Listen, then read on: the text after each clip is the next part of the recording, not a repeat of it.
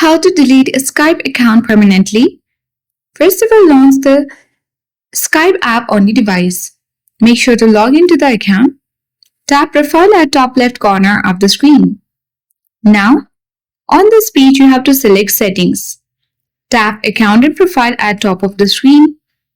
And now when you scroll, you will get Close Your Account.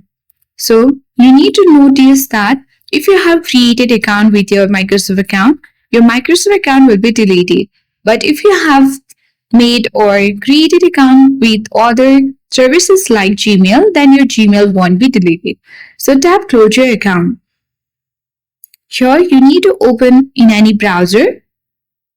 Then you have to sign into your account first. Enter the code. Once you paste the code on your clipboard, get back to this page and copy and paste the code. So you will land on the section. So before you mark this account for closure, you will have to do this following things like cancel any current subscriptions and many more.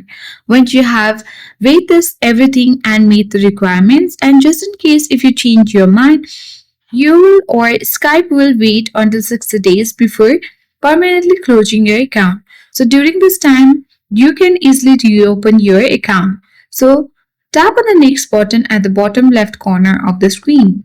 Now you have to check mark this all of the boxes like you will lose access to all personal or organizational data stored by any Microsoft service, and you will lose access to Skype, to Outlook.com and many more. Once you have check mark all these boxes, you need to select a reason why you want to delete your account. Then tap Mark Account for Closure. Now tap the Done button, and then your account has been permanently deleted on Skype. So that's all for today. Hope this video helped you. Thank you for watching and see you in the next video.